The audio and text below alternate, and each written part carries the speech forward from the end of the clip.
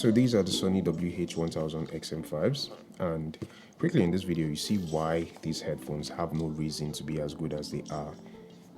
They might even be better than the AirPod Maxes, but there's just one reason I find very disturbing, and it's not even a reason for you to not want to think of getting these headphones, because these are still the best headphones I've used. So let's talk about it. Now you can pick up the XM6 for $400+, and most of the stuff would either be the same or slightly better on the XM6.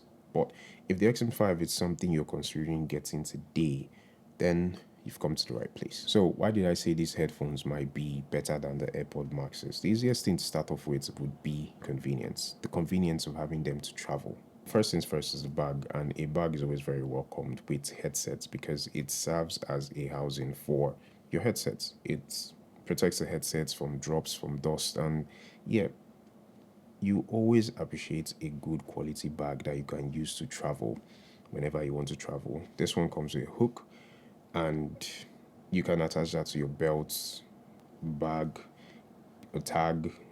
Think of it, anything. It's just easy to travel with. And one thing I also appreciate is the compartments where you have your cables. This design is very flush because, yes, again, unlike some other headphones that don't come with a bag and don't have a place where you have to keep your cables, so you have to keep them separately in a different bag, this is very appreciated and welcomed. It's a nice addition to things like this, and people should copy something like this. The bag or carrying case could have been smaller if this headset did one thing that it did with the XM4s, which is fold. Sadly, they don't fold. And because they don't fold, it makes it come in one form, which is the form of the headsets, and it makes the bag slightly bigger. But one thing you have to still appreciate with these headphones is that it's light. Really, really light. Unlike some other headphones I own, the problem I had with the AirPod Maxes is it's heavy. It's really heavy. It doesn't have a bag. The bag is not even a concern, but the fact that it's heavy, and just comparing them to these XM5s, these ones are light. Not as light as a feather, but light enough that you can just have the ease of carrying them around. Another thing you can't ignore with these headphones is just how ridiculously good they sound. Sound quality is really good on these things, but personally, I still prefer the AirPod Max to the XM5s. But I plan on getting the XM6 just to compare. Noise cancellation is really good on these things, if you ask me. But then again, when I think of noise cancellation, I think of to each their own. So it's a personal preference thing. If you use Apple's noise cancellation, it sort of blurs out everything and you don't hear a single thing, or it's really hard for you to hear things. So it makes you kind of deaf. With this one, it's better because you still get that faint sound and you can sort of hear what's happening around you. Even when you speak, you can hear yourself speak. Unlike Apple's noise cancellation, it's good. It's not bad.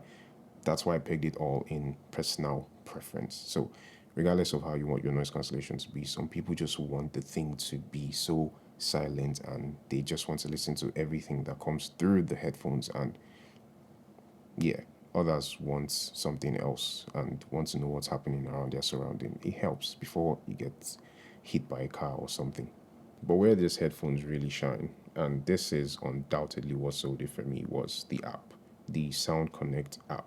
The number of things you can do on the app is just insane for you to have so much control in one app for your headsets, because aside from just turning ANC or ambience on and off, you could also set your equalizer to get the best sounds out of the headphones.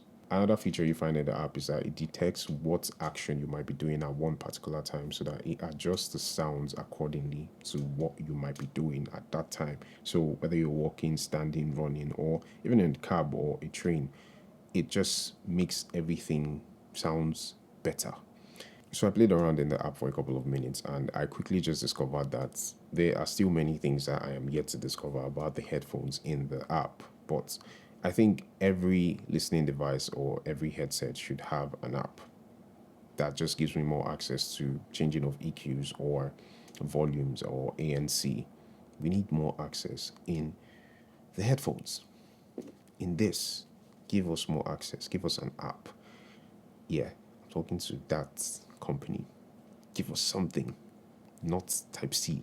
The app already sold it for me to get the XM6, but I've used this for a while now to absolutely know that I love them.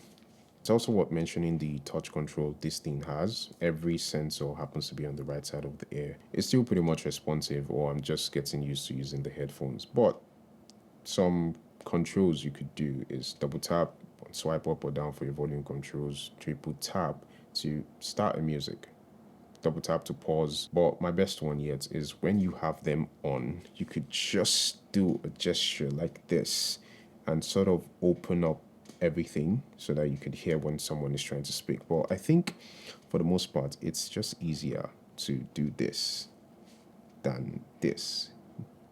This looks a bit weird when I'm trying to talk to someone. So yeah. So it's also worth mentioning that I've only had to charge this once in the last 2 days, and right now it's still on 90%. That's crazy. So you're sure to get 20 plus to 40 plus hours on this thing with a single charge. Crazy. I mentioned there was one thing that I didn't like about these headphones, and it's the fact that they just fold down. They don't fold up. Or is it they don't fold down, they only fold up? Yes, they only fold up. It's just really annoying.